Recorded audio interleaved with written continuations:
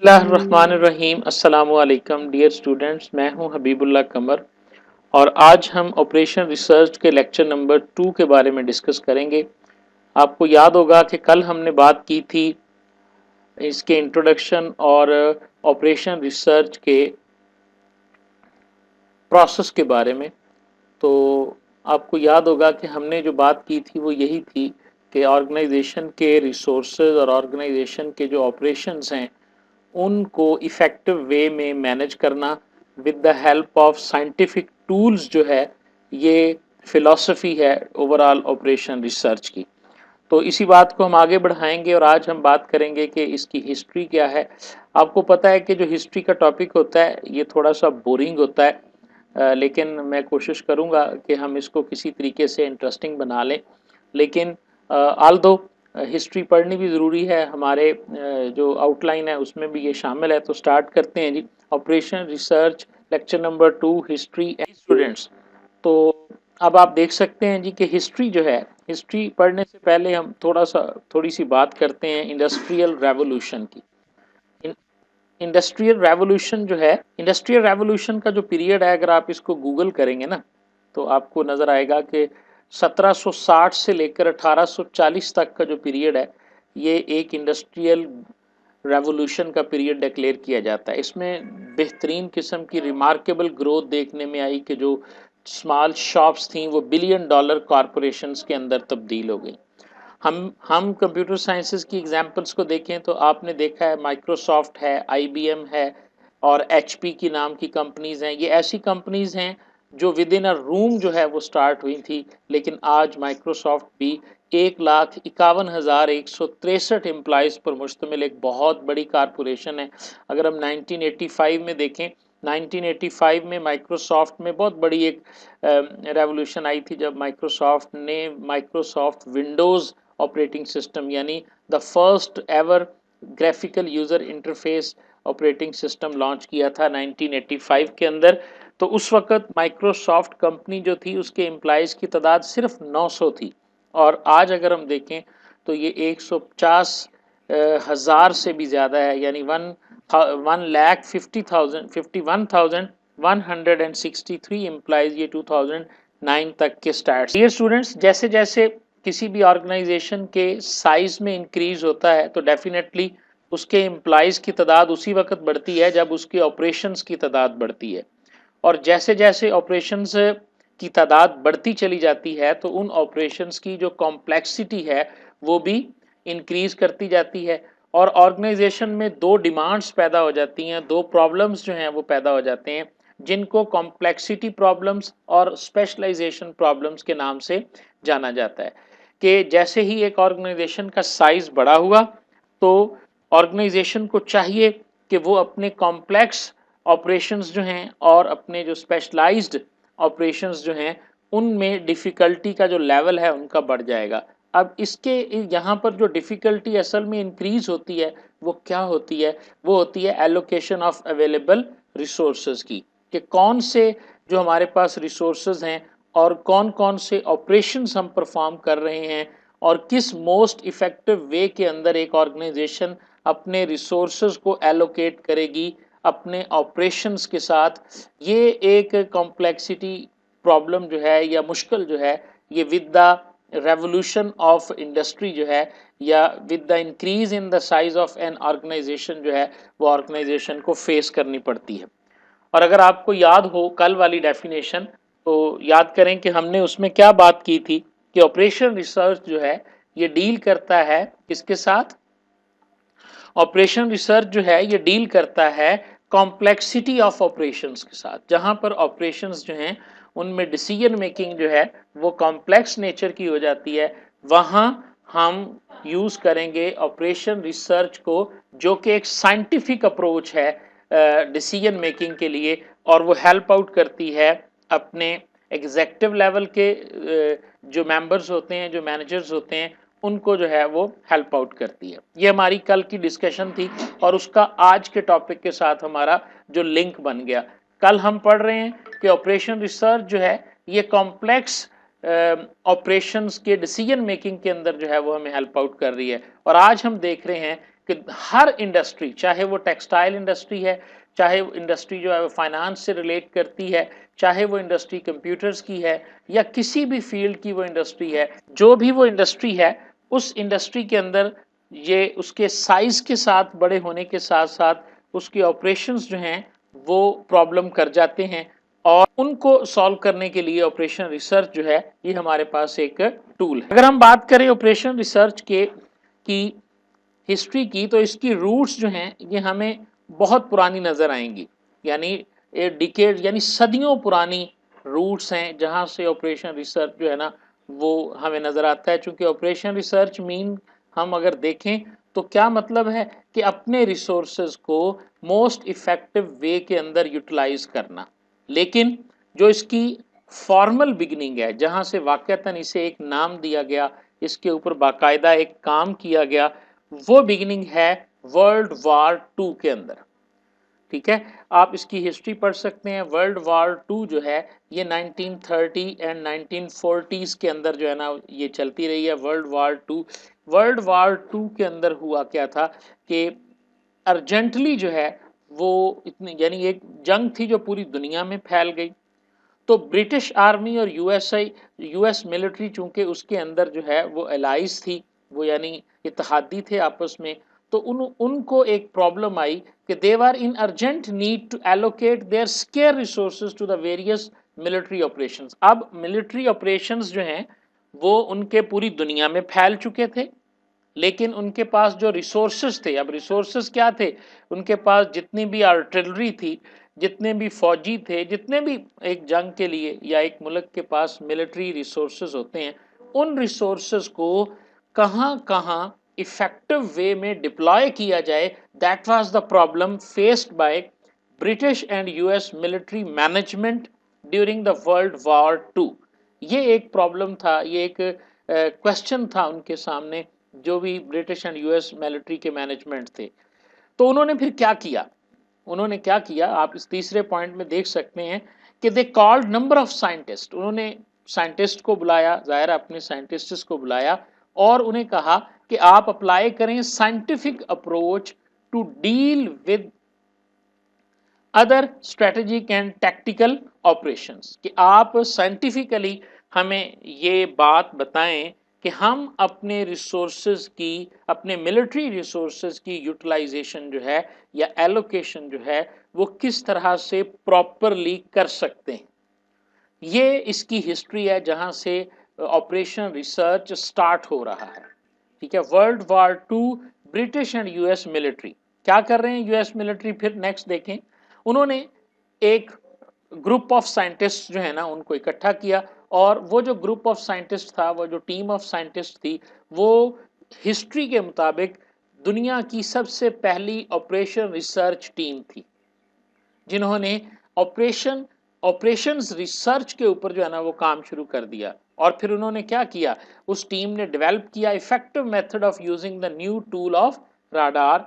Radar के effective use को उन्होंने इन्वेंट किया, और इसी तरह इन्हीं की मदद से, यानी ये वर्ल्ड वार टू की हिस्ट्री में ये रिटन है कि उन ऑपरेशंस रिसर्च वाली जो टीम्स थी, उनकी बनाई हुई जो स्ट्रेटेजी थी, उनकी रिसर्च की वजह से, देखें यहां पे लिखा हुआ है, through their research on how to better manage convoy and anti marine operations. जो ऑपरेशंस थे, उन ऑपरेशंस को जो उन्होंने डेवलप किए, उनके बनाए हुई रिसर्च के ऊपर जो हमने डिसीजन लिए, तो इससे जो है वो बरतानिया ने या ब्रिटिश एंड यूएस आर्मी ने इस वार को विन किया। जाहिर है वार थी वो तो जारी नहीं रहनी थी, लेकिन आप देखें कि जंग के अंदर ऑपरेशंस रिसर्च का आगाज हुआ। When the war ended, the success of OR in the war effort encouraged interest in applying OR outside the military as well. आपको याद होगा, आप कंप्यूटर साइंसेज के स्टूडेंट्स हैं, आज दुनिया में इंटरनेट और नेटवर्क है, कितनी बड़ी ईजाद है। आज हम इंटरनेट की मदद से अपने घरों में बैठे हुए इतनी बुरी सिचुएशन के अंदर, कि पूरी दुनिया जो है वो लॉकडाउन से मुतासर है, पूरी दुनिया जो है वो डेवलपिंग कंट्रीज क्या, डेवलप्ड कंट्रीज क्या, सारी दुनिया के सारे मामला जो हैं वो लॉक्ड हैं लेकिन only with the help of internet technology we are able to conduct our classes online. और अगर आपको हिस्ट्री नेटवर्किंग की याद हो तो 1960 की दहाई के अंदर दुनिया का सबसे पहला नेटवर्क यूएस मिलिट्री ने बनवाया था, जब वो रशिया के अंदर कोल्ड वार लड़ रही थी। यानी जंग के अंदर बनाई गई टेक्नोलॉजी को बाद में आज हम कहाँ यूज कर रहे हैं, आज हम हॉस्पिटल्स में भी यूज कर रहे हैं, एजुकेशन में भी यूज कर रहे हैं, पूरी दुनिया के कम्युनिकेशंस के अंदर यूज की जा रही है। सेम कहानी इसकी है कि operations research purely world war two के अंदर जो है वो डिस्कस हुई, वर्ल्ड वार टू के अंदर इवॉल्व हुई। लेकिन जैसे ही वर्ल्ड वार टू खत्म हुई, जिस तरह जैसे ही यूएस की जंग खत्म हुई तो नेटवर्क तो बन चुका था, प्रोटोकॉल्स तो डेवलप हो चुकी थी, उन प्रोटोकॉल्स ने तो अब कहीं नहीं जाना था, और वही प्रोटोकॉल्स जो हैं वो आज पूरी दुनिया को आपस में मिलाए हुए हैं। और आज वो वाला जो नेटवर्क है वो हमारे पास इंटरनेट की शक्ल इख्तियार कर चुका है। बहरहाल इसी तरह जैसे ही वार एंड हुई तो ऑपरेशन रिसर्च जो है इसको मिलिट्री से आउटसाइड सोचा गया। तो जैसा कि मैंने बात शुरू की थी इंडस्ट्रियल रेवोल्यूशन से, और अगर हम इंडस्ट्रियल रेवोल्यूशन का पीरियड देखें तो जब सेकेंड वर्ल्ड वार हुई है उस वक्त इंडस्ट्रियल रेवोल्यूशन चल रही थी, was running following by the war. तो इंडस्ट्रियल रेवोल्यूशन रन कर रही थी, और इंडस्ट्रियल रेवोल्यूशन में कॉम्प्लेक्सिटी एंड स्पेशलाइजेशन के प्रॉब्लम जो हैं ये एग्जिस्ट कर रहे थे, ठीक है। और उस वक्त उनके पास कोई सोल्यूशन मौजूद नहीं था। लेकिन वर्ल्ड वार टू की फिलॉसफी के बाद जब उन्होंने देखा तो ऑपरेशन रिसर्च को, या ऑपरेशन रिसर्च की वो टीम्स और वो साइंटिस्ट जो वर्ल्ड वार टू के अंदर जिन्होंने पार्टिसिपेट किया था, it was becoming apparent to the growing number of people including business consultants who had served on or with the OR team during the war। तो ऐसे तमाम लोग जिन्होंने वर्ल्ड वार टू के अंदर इस ऑपरेशन रिसर्च टीम्स का के अंदर सर्व किया था या पार्टिसिपेट किया था, उन लोगों ने अब बिजनेस और इंडस्ट्री में अपनी सलाहियतों को या अपनी कैपेसिटीज को अप्लाई करना शुरू कर दिया।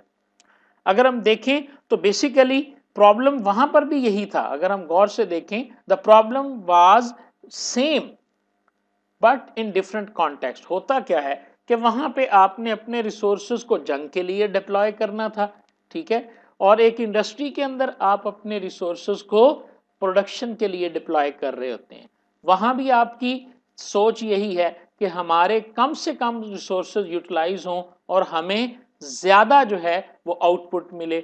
और एक इंडस्ट्री के अंदर, चाहे वो कंप्यूटर साइंसेस की इंडस्ट्री है, चाहे वो कंप्यूटर टेक्नोलॉजी की इंडस्ट्री है, चाहे वो टेक्सटाइल की इंडस्ट्री है, या कोई भी इंडस्ट्री है, हर इंडस्ट्री के अंदर जो सबसे मेन ऑब्जेक्टिव्स होंगे, याद करें लेक्चर नंबर 1 की पहली स्लाइड जहां पे हमने बात की थी कि हर ऑर्गेनाइजेशन अपनी 5 चीजों को मैक्सिमाइज, मिनिमाइज या ऑप्टिमाइज करना चाहती है। तो वहां पर जब हम कॉस्ट पे आए थे तो हमने देखा था कि कॉस्ट को वो मिनिमाइज करना चाहते हैं और आउटपुट को हमेशा वो मैक्सिमाइज करना चाहते हैं। तो प्रॉब्लम्स जो हैं वो वर्ल्ड वार टू वाली और ये प्रॉब्लम्स सेम है, लेकिन अगर हम देखें तो कॉन्टेक्स्ट जो है वो चेंज हो चुका हुआ है। वहां वार कॉन्टेक्स्ट था और यहां बिजनेस कॉन्टेक्स्ट था। तो लिहाजा बड़ी आसानी के साथ जो है वो ऑपरेशन रिसर्च के स्पेशलिस्ट जो थे, जो टीम मेंबर थे, उनको यूटिलाइज किया जा सकता था इंडस्ट्री के अंदर। हिस्ट्री को देखें तो जो ऑपरेशन रिसर्च की हिस्ट्री है इसमें 2 फैक्टर्स बड़े अहम थे जी, जिनकी वजह से ऑपरेशंस रिसर्च जो है इस डोमेन में बड़ी ही तरक्की हुई है, और कह लें कि इसको बहुत ज़्यादा अडॉप्ट किया गया। नंबर 1 तो था पहला 1950s।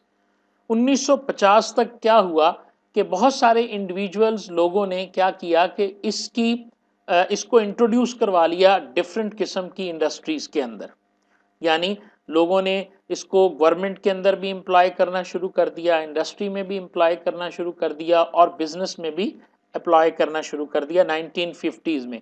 जब वर्ल्ड वार ख़त्म हो चुकी थी, वर्ल्ड वार 2 जो है वो ख़त्म हो चुकी थी, इंडस्ट्री रेवोल्यूशनाइज पहले से कर रही थी और उनकी कॉम्प्लेक्सिटी और जो स्पेशलाइजेशन के प्रॉब्लम्स थे, रिसोर्स एलोकेशन के ऑप्टिमल वे में करने के जो प्रॉब्लम्स थे, उनको सॉल्व करने का एक मेथड उन्हें मिलिट्री मैनेजमेंट से मिल चुका था, तो उन्होंने अडॉप्ट करना शुरू कर दिया। लेकिन जो बूस्ट आया है इसके अंदर, वो बूस्ट आया है दो चीज़ों की वजह से, और ये दो चीज़ें याद रखिएगा प्लीज़, ये वो दो चीज़ें हैं जिनमें से एक फैक्टर कंप्यूटर है, जिसकी वजह से एक आईटी का बंदा या एक कंप्यूटर साइंस का बंदा ऑपरेशंस रिसर्च को पढ़ता है। सवाल तो पैदा होता है ना कि ये सब्जेक्ट्स तो मैथमेटिकल है सारे का सारा, या मैनेजेरियल सब्जेक्ट है, या इसके अंदर तो रिसर्च है, तो एक कंप्यूटर साइंस के स्टूडेंट्स को या इंफॉर्मेशन टेक्नोलॉजी के स्टूडेंट्स के लिए ये क्यों ज़रूरी है। तो हम देखेंगे कि पहला फैक्टर तो सिंपल ये था कि 1950 के अंदर बहुत सारी ऑपरेशन रिसर्च की जो टेक्निक्स थी वो इवॉल्व हुई हैं और वो बनी हैं। जैसे कि आप देख सकते हैं 1997 के अंदर जो है वो जॉर्ज डेंजिंग जो है, इन्होंने सिंप्लेक्स मेथड को इवॉल्व किया। ठीक है, लीनियर प्रोग्रामिंग प्रॉब्लम्स जो थी उनको सॉल्व करने के लिए एक इजी मेथड जो है वो यूज कर दिया गया। हमने चूंकि ये सीखने हैं सारे के सारे मेथड। फिर इसी तरह डायनामिक प्रोग्रामिंग और इसी तरह क्यूइंग थ्योरी, इन्वेंट्री थ्योरी और बहुत सारे ऐसे मेथड्स थे, ऐसी टेक्निक्स थी। आपको याद होगा कि कल वाले लेक्चर को जब हमने एंड किया था तो जो हमारी आखिरी स्लाइड थी उसके अंदर हमने तकरीबन कोई 8 से 10 ऑपरेशन रिसर्च की टेक्निक को हमने डिस्कस किया था। बस लास्ट लेक्चर हमारा कल होगा इंशाल्लाह, उसके बाद नेक्स्ट वीक में हम किसी न किसी एक टेक्निक के बारे में ही बात करेंगे। इसकी थ्योरी, इसकी एप्लीकेशंस के बारे में हमारा ये फर्स्ट वीक था। तो पहला फैक्टर जो था वो क्या था, वो था improvement of techniques of operation research. Simplex method evolve हो रहा है 1947 के अंदर, लीनियर प्रोग्रामिंग है, डायनामिक प्रोग्रामिंग है, ये सारे वो टूल्स हैं जो इन्वेंट हो रहे हैं, वो टेक्निक्स इन्वेंट हो रही हैं ऑपरेशन रिसर्च के जरिए, जिसके जरिए बहुत ही कॉम्प्लेक्स नेचर के प्रॉब्लम्स को साइंटिफिकली हल करना मुमकिन हो गया। और जो दूसरा बड़ा फैक्टर है वो देखें जी क्या है। द सेकंड फैक्टर क्या था कि आपको याद होगा, सबको आपको पता होगा कि कंप्यूटर की जो इन्वेंशन है वो भी 1940s के अंदर, यानी 1940 की दहाई के अंदर जो है वो पहला डिजिटल कंप्यूटर मार्केट में आया था। आल्दो कि ये थोड़ा लेट हुआ, लेकिन जो पहला डिजिटल कंप्यूटर है वो 1942, 44 या 47 में इंटरनेशनल बिजनेस मशीन आईबीएम ने लॉन्च किया था। फिर जो पहला कमर्शियल कंप्यूटर था वो भी आईबीएम ने लॉन्च किया था, जो कि फिर लोगों ने खरीदने शुरू कर दिए, ऑर्गेनाइजेशंस ने मेन फ्रेम कंप्यूटर खरीदने शुरू कर दिए। अब वजह क्या थी, ऑपरेशन रिसर्च का कंप्यूटर के साथ क्या ताल्लुक था, एक बात ज़हन में रखिएगा, इंशाल्लाह नेक्स्ट वीक में हमें ये रिलेशन समझ में आ जाएगा। मैं यहाँ पे छोटा सा एक ओवरव्यू आपको देता हूँ। जो ये क्वेश्चंस हैं जब हम सॉल्व करेंगे सिंप्लेक्स मेथड को, लीनियर प्रोग्रामिंग को, इंटीजर प्रोग्रामिंग को, तो आप देखेंगे कि हम नोटबुक के एक पेज से क्वेश्चन को स्टार्ट करेंगे और हो सकता है कि 3 पेज तक हमारा क्वेश्चन चला जाए। स्टेप्स जो होंगे वो बेसिक होंगे, इजी होंगे, लेकिन नंबर ऑफ कैलकुलेशंस जो हैं वो ऑपरेशन रिसर्च की टेक्निक्स में बहुत ज्यादा हैं। मैं रिपीट कर रहा हूं कि ऑपरेशन रिसर्च के जो न्यूमेरिकल मेथड्स हैं, जो न्यूमेरिकल टेक्निक्स हैं, जिसमें डायनामिक प्रोग्रामिंग है या लीनियर प्रोग्रामिंग है या जिसके अंदर जो है वो सिंप्लेक्स मेथड है, इसमें जो हम कैलकुलेशंस परफॉर्म करते हैं वो कैलकुलेशंस बहुत ज्यादा हैं। तो होता क्या था कि जाहिर है उस वक्त तो सारी कैलकुलेशंस जो हैं वो हमें बाई हैंड करनी पड़ती थी, लोग ही इसको करते थे। और उधर क्या हुआ कि जी कंप्यूटर आ गया है और कंप्यूटर के सॉफ्टवेयर आ गए हैं और प्रोग्रामिंग लैंग्वेजेस आ गई हैं। ये 3 चीजें हैं, ध्यान से सुन लें। जो मैंने ये वर्ड रेड किए होते हैं ना जी, ये जान होते हैं इस स्लाइड के। कि दूसरा फैक्टर क्या है, कंप्यूटर रेवोल्यूशन। कंप्यूटर रेवोल्यूशन से क्या फायदा हासिल हुआ चूंकि a large number of calculations हमें चाहिए ऑपरेशन रिसर्च की टेक्निक्स के अंदर, और इलेक्ट्रॉनिक डिजिटल कंप्यूटर एक ऐसा डिवाइस था जिसकी कैपेसिटी क्या थी कि it can perform thousands and millions of instructions and operations and calculations in a second। तो ये एक बहुत बड़ा बूस्ट था जो 1980s के अंदर और 1960s के अंदर आया। यानी दो बूस्ट थे, याद रखिएगा, दो फैक्टर थे। पहला फैक्टर तो क्या था, कंप्यूटर इटसेल्फ एक बहुत बड़ा फैक्टर था, और दूसरा फैक्टर क्या था कि इतने जबरदस्त किस्म के सॉफ्टवेयर पैकेजेस मार्केट में आए, जैसे आज आपके सामने एक्सेल का सॉफ्टवेयर है। और मैं आपको बताऊंगा, अगर आप में से किसी स्टूडेंट की इंटरेस्ट डेवलप हो गई तो आप देखेंगे कि जो क्वेश्चन हम पेपर पे करेंगे उन क्वेश्चंस को करने के लिए एक्सेल के प्रोग्राम्स मौजूद हैं, जो आप नेट से देख सकते हैं कि आप वो डाटा एक्सेल की शीट में डालेंगे और उसके बाद जो कुछ आपने क्वेश्चन पेपर पे नोटबुक पे आपने किया होगा उसका आंसर जो है वो आपको एक्सेल कैलकुलेट करके देगा। तो एक्सेल था, प्रोग्रामिंग लैंग्वेजेस थी, और भी बहुत सारे, लिंगो नाम की एक लैंग्वेज थी। ये सारे वो फैक्टर्स थे जो कंप्यूटर साइंसेस की एवोल्यूशन थी, लेकिन दे वर बेस्ट यूटिलाइज्ड इन ऑपरेशंस रिसर्च। ऑपरेशन रिसर्च क्या था, बहुत ज्यादा कैलकुलेशंस चाहिए। ह्यूमन जब कैलकुलेशंस को करेगा तो इतनी ज्यादा कैलकुलेशंस को करते हुए कहीं ना कहीं कोई एरर के चांसेस जो हैं वो बढ़ जाएंगे जी। लेकिन कंप्यूटर एवोल्यूशन और गुड सॉफ्टवेयर पैकेजेस जो हैं उन्होंने आके ऑपरेशन रिसर्च जो है इसके अंदर एक बहुत बड़ा बूस्ट बनाया। तो ये वो दो फैक्टर्स थे, ठीक है, जिनकी मदद से ऑपरेशन रिसर्च जो है वो बहुत फ्लॉरिश हुआ। और आजकल अगर हम इसको देखें तो ये हर जगह अप्लाई हो रहा है। कोई इंडस्ट्री ऐसी नहीं है जहां पर आपको ऑपरेशन रिसर्च की एप्लीकेशंस नजर नहीं आएंगी। मसलन हम बात कर लेते हैं एलोकेशन एंड डिस्ट्रीब्यूशन। आपका प्रोजेक्ट लफ्ज लिखा है यहाँ पे, ये नहीं लिखा कि ये आईटी का प्रोजेक्ट है, ये नहीं लिखा कि ये कोई टेक्सटाइल प्रोजेक्ट है, ये नहीं लिखा कि ये कोई और किस्म का प्रोजेक्ट है, सिर्फ लफ्ज प्रोजेक्ट है। आपने एलोकेट भी करना होता है चीजों को और डिस्ट्रीब्यूट भी करना होता है। Operation optimal allocation of resources, आपके पास मैन है, मटेरियल है, मशीन है, टाइम है, मनी है, जो हर प्रोजेक्ट की बेसिक नीड होती है, और उस नीड को भी आपने फुलफिल करना होता है, ठीक है जी। उसके बाद जो रिसोर्सेज होते हैं वो या एचआर रिसोर्सेज होते हैं या फाइनेंशियल रिसोर्सेज होते हैं, और दूसरी चीज मशीनरी या इक्विपमेंट होता है। तो इन तमाम का ऑप्टिमल का मतलब होता है बेस्ट, बेस्ट से भी जरा ऊपर होता है ये ऑप्टिमल जो होता है ना, जो बिल्कुल कैलकुलेटेड होता है कि अगर हम एग्जैक्टली इतनी इनपुट देंगे तो हमारी जो आउटपुट आएगी ना वो मैक्सिमम होगी, यानी कैलकुलेटेड होता है। That is mean by optimal. Optimally हम एलोकेट करते हैं रिसोर्सेज को। आगे देखें जी, मैं एप्लीकेशंस ऑफ ऑपरेशन रिसर्च जी। तो इसमें अगर हम देखें तो कोई भी इंडस्ट्री ऐसी नहीं है, हर किस्म के प्रोजेक्ट में हमें एलोकेशन करनी पड़ती है, हमें डिस्ट्रीब्यूशन करनी पड़ती है और डिटर्मिनेशन करनी पड़ती है प्रोजेक्ट्स की। उसके बाद अगर हम देखें नेक्स्ट स्लाइड में तो मॉनिटरिंग, कंट्रोल, ये सारी चीजें हैं। प्रोडक्शन एंड फैसिलिटेटिंग प्लानिंग, जहां जहां भी प्लानिंग है वहां पर भी आपको हर सूरत में ऑपरेशन रिसर्च, फैक्ट्री साइज क्या होगा, उसकी लोकेशन का डिसीजन कैसे करना है, हमें कौन कौन सी फैसिलिटीज़ चाहिए और कितनी तादाद में हमें चाहिए, उनको एस्टिमेट करना है, शेड्यूल करना, सीक्वेंस करना प्रोडक्शंस को, ताकि प्रॉपर मशीन एलोकेशन हो सके, और जो भी आपकी प्रोडक्ट्स हैं उनको एक जगह से दूसरी जगह पे आपने ट्रांसपोर्ट करना है, ट्रांसपोर्ट करना है। तो ट्रांसपोर्ट करते हुए आप में लोडिंग, अनलोडिंग, ये सारी चीजें जो हैं वो इसके अंदर काउंट होती हैं।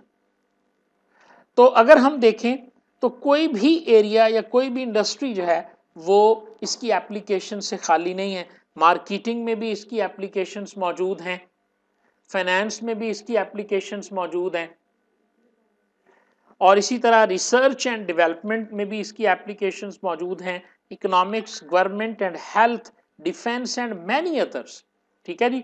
तो आपने एक सेल्फ असाइनमेंट खुद से करनी है बेटा कि आपने 10 मोर एरियाज ढूंढने हैं जो इन 9 में शामिल नहीं होंगे, कि जिनके अंदर ऑपरेशन रिसर्च जो है वो अप्लाई हो सकता है। देखें तो ये टेबल 1.1 मैंने एक बुक से लिया है जो रिकमेंडेड बुक है हमारी, वो बुक भी मैं आपसे शेयर कर दूंगा। तो इसमें अगर हम देखें तो ऑपरेशन रिसर्च के कुछ अचीवमेंट्स हमें नजर आएंगे जी, कुछ अचीवमेंट्स जो हैं वो हमें नजर आएंगी। उसमें आप देखें क्या क्या अचीवमेंट्स हैं जी, कि ये नीदरलैंड की एक कंपनी है जिसने 1985 के अंदर जो है वो ऑपरेशन रिसर्च को चूज किया और 15 मिलियन डॉलर जो है वो इन्होंने अपना सेविंग की। इसी तरह मोनेस्टो कॉरपोरेशन है 1985 के अंदर यूज कर रही हैं, ये रेफरेंस दिए हुए हैं इस बुक के। इन बुक जो जो बुक मैं आपके साथ शेयर करूंगा, इस बुक के चैप्टर नंबर 2 और 12 में इसका जिक्र मौजूद है कि 2 मिलियन डॉलर जो है वो सेव किए। यूनाइटेड एयरलाइंस ने क्या किया, शिफ्ट वर्क की रिजर्वेशन ऑफिसर्स को शेड्यूल किया with the help of operation research in 1986 and they saved 6 million annually. उन्होंने तकरीबन 6 मिलियन डॉलर्स जो हैं उनको सेव किया। अगर हम बात करें आईबीएम की, और इसी तरह ये बहुत सारी कंपनीज हैं, ठीक है जी, जिसमें सैन फ्रांसिस्को भी है, पुलिस डिपार्टमेंट भी है, और ज़रा इनकी सेविंग्स को आप देखें तो बहुत बड़ी सेविंग्स हैं जी, ये 20 मिलियन डॉलर्स हैं, उसके बाद फिर 250 मिलियन डॉलर्स हैं। तो ये सारी वो कंपनीज हैं, ये एक बहुत बड़ा टेबल है इस बुक के अंदर जो ये शो करता है कि बहुत सारी ऑर्गेनाइजेशंस ने इसको अप्लाई करना शुरू किया और इसकी एप्लीकेशन से उन्होंने बाकायदा अपनी कॉस्ट को रिड्यूस किया और अपनी सेविंग्स और प्रॉफिट्स को जो है वो इंक्रीज किया।